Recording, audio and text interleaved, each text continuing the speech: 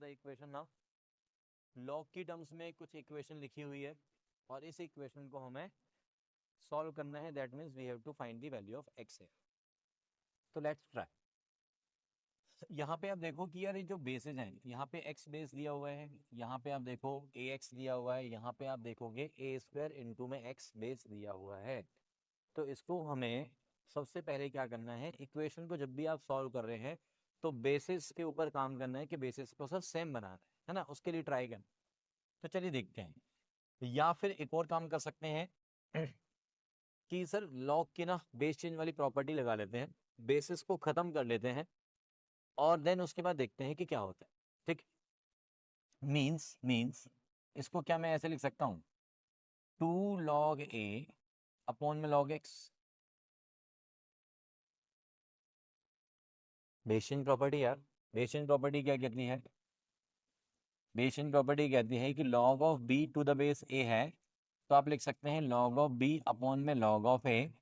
और जो भी आप बेस नया लेना चाहते हैं वो सेम बेस ऊपर नीचे लगा लो।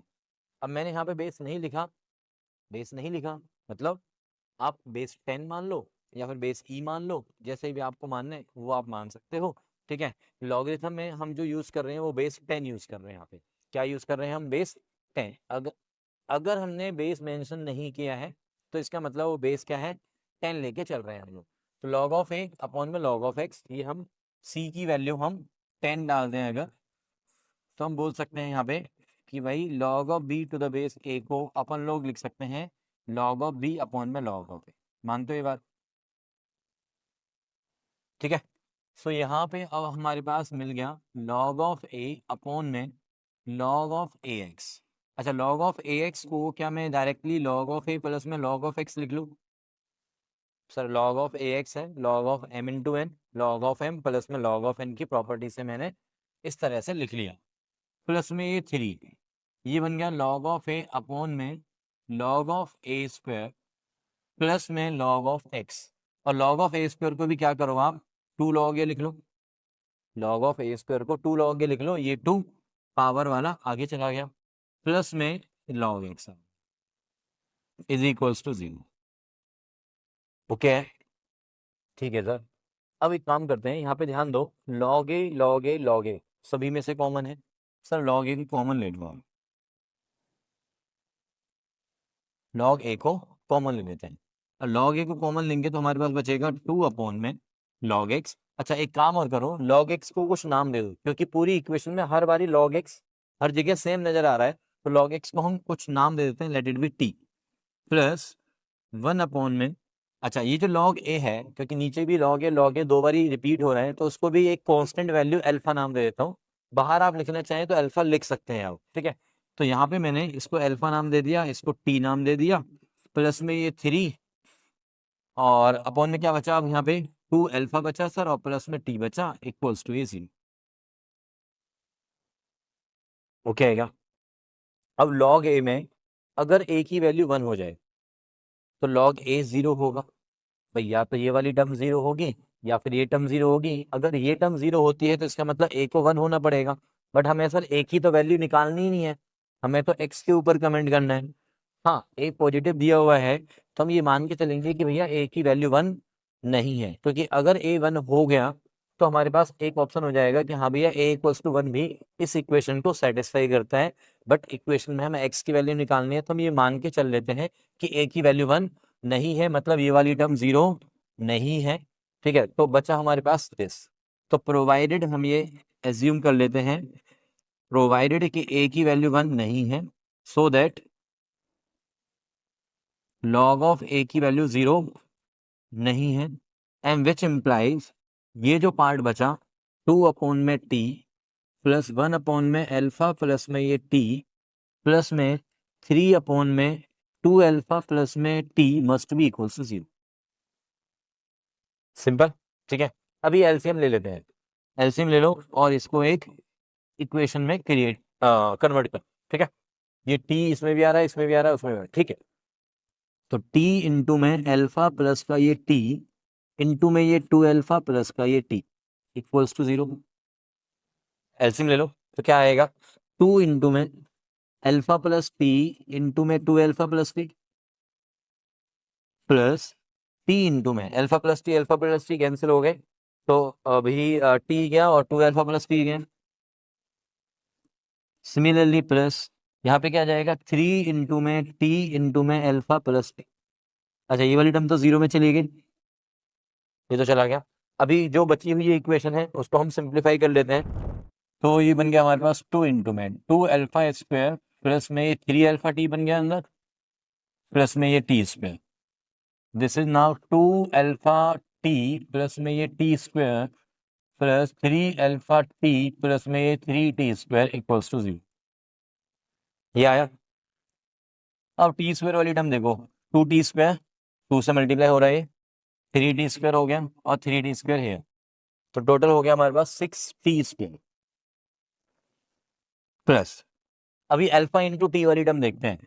तो 3 अल्फा टी मल्टीप्लाई बाय 2 तो 6 alpha T, 8 alpha T, 8 plus 3 is 11 alpha T, 11 into में अल्फा इंटू में टी प्लस अभी अल्फा स्क्वायर वाली term 4 alpha square, okay 4 alpha square होंगे, 4 अल्फा स्क्वायर। टी यहाँ पे वेरिएबल है, अल्फा यहाँ पे कांस्टेंट है। टी वेरिएबल क्यों है? क्योंकि टी की वैल्यू log x है, और अल्फा कांस्टेंट क्यों है? क्योंकि अल्फा यहाँ पे log a है, भूलना नहीं है, ठीक है। टी और अल्फा कौन थे हमारे? सो नाउ अब टी की टर्म्स में एक क्वाड्रेटिक है जिसके फैक्टर्स करेंगे आप, 6 इंटू 4 इज 24 और 8 प्लस 3 इज 11 और 8 into 3 is 24। So here 6 T square plus में 8 अल्फा टी प्लस में ये 3 अल्फा टी प्लस में ये 4 alpha square equals to 0। Now here अब हमारे पास क्या आ गया, 2t कॉमन है, तो 3t प्लस का ये 4 alpha plus alpha is common, 3t plus में ये 4 alpha equals to 0। 2t plus में ये अल्फा इंटू में ये 3t प्लस में ये 4 alpha equals to 0। Okay, T की वैल्यू यहाँ से आ गई है माइनस में अल्फा बाय 2, और यहाँ से आ गया हमारे पास टी, कितना आ गया भाई? टी यहाँ से आ गया दूसरे से माइनस का 4 अल्फा बाय 3, ठीक है। अब ये वैल्यू यहाँ पे यूज कर लो, आ जाओ। टी की वैल्यू पहला केस, टी मतलब log x is equals to minus का half log L A, alpha की वैल्यू log ए, तो ये जो माइनस हाफ है ये पावर में चला जाएगा, तो x की वैल्यू क्या आ जाएगी सर? ए की पावर में माइनस हाफ। पहला सॉल्यूशन आ गया। केस 2 पे आ जाओ, यहाँ पे टी की वैल्यू यानी कि log x की वैल्यू, log x की वैल्यू क्या है? माइनस का ये 4/3 अल्फा मीन्स log ए, तो ये ए की पावर में चला गया, तो x की वैल्यू क्या आ गई है? ए की पावर -4/3। तो हमारा फाइनल आंसर आ गया है।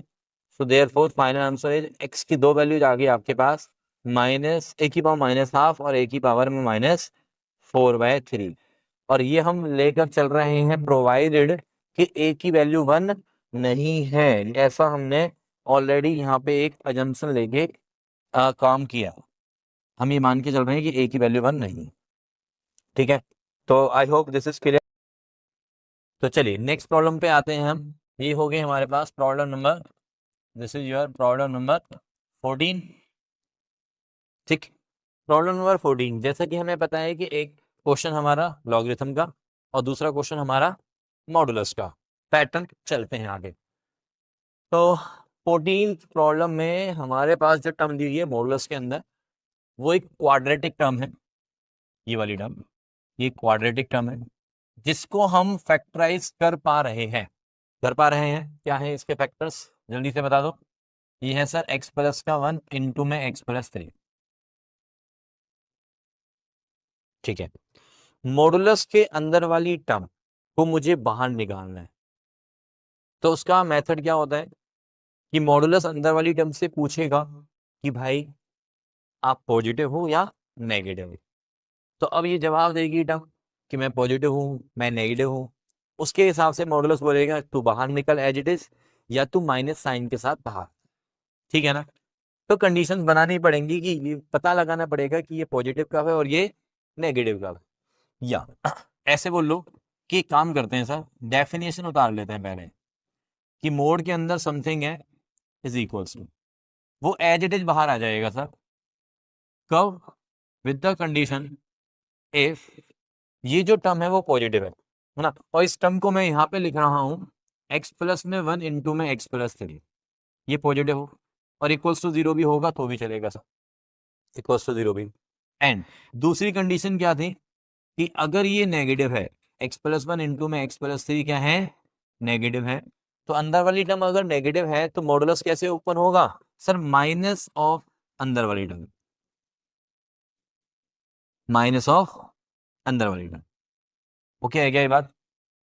तो ये हो गया। एक मिनट, एक काम कर लेते हैं बेटा, यहाँ पे जो है ना इरेजर यूज कर लेते हैं, थोड़ा सही कर देते हैं इसको अपन लोग। ये हो गया मेरे पास एक्स स्क्वायर प्लस में 4x प्लस। अब देखो ध्यान से कि यार ये जो कंडीशन है कि दिस इनटू दिस पॉजिटिव होना है ना, दिस इनटू दिस पॉजिटिव होना, तो ये तो सर वेवी कर्व से सॉल्व होगा। अब वेवी कर्व यहाँ पे यूज करो, -3 और -1 इसके क्रिटिकल पॉइंट्स हो गए। तो now here positive negative positive, sir हमें चाहिए था पॉजिटिव, तो पॉजिटिव कहाँ पर है, -3 से छोटे नंबर्स इंक्लूडिंग -3, यस, -1 और उसके बड़े वाले नंबर्स। बात समझे आप सर, ये वाले नंबर्स और ये वाले नंबर्स के लिए हमारे पास जो है ये वाली टर्म पॉजिटिव होगी।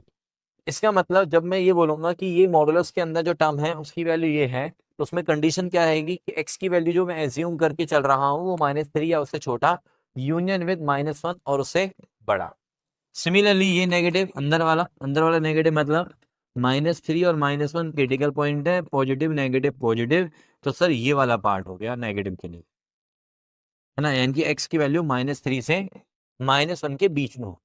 तो अब केस 1 और केस 2 एक एक करके सॉल्व करते हैं। तो लेट्स स्टार्ट विद केस कि ये वाली टर्म इसके इक्वल है, मतलब x की जो वैल्यू मैं एज्यूम करके चलूंगा कि भाई वो -3 या उससे छोटा है या फिर -1 और उससे बड़ा है ना, -1 या उससे बड़ा है।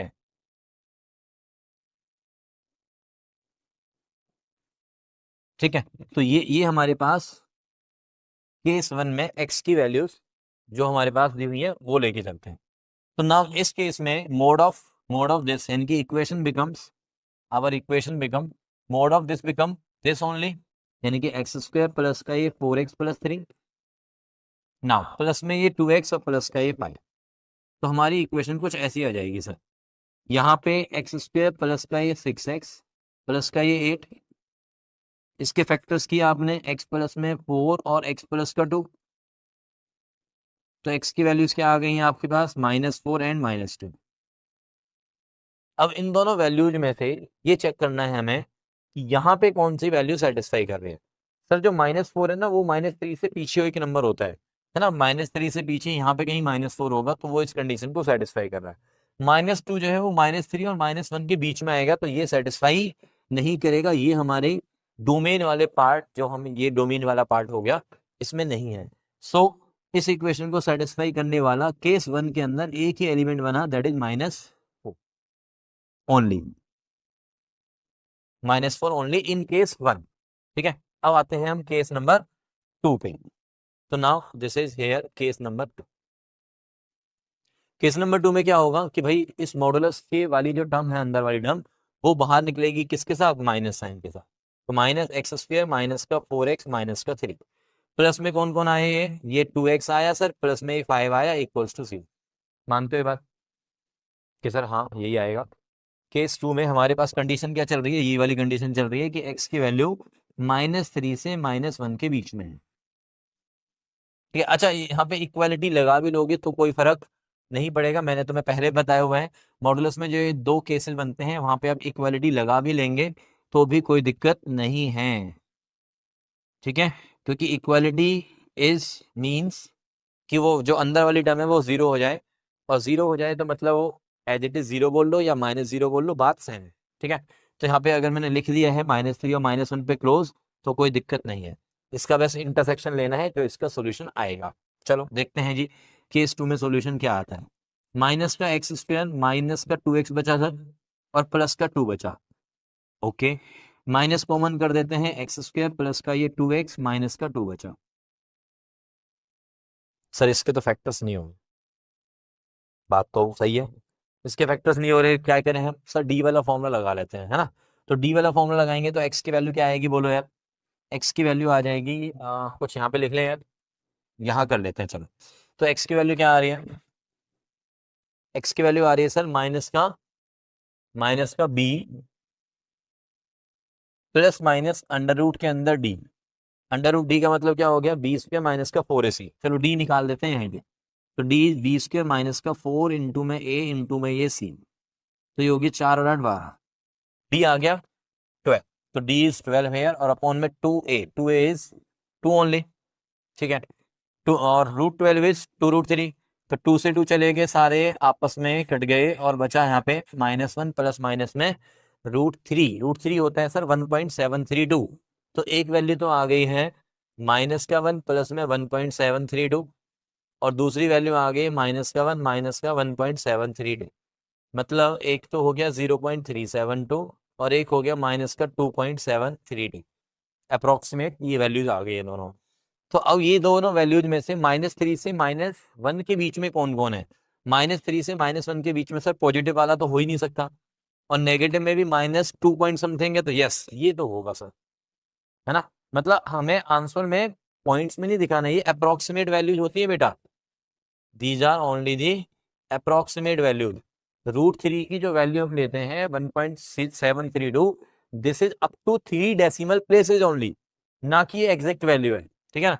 तो हम एग्जैक्ट वैल्यू क्या बोलेंगे, -1 और माइनस में √3, ये वाली वैल्यू, ठीक है।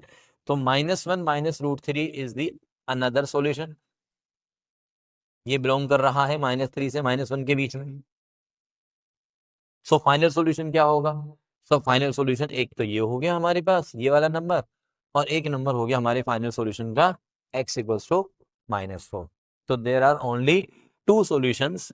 तो x की जो वैल्यू आ गई final solution is -4 comma -1 minus √3। This is the final solution.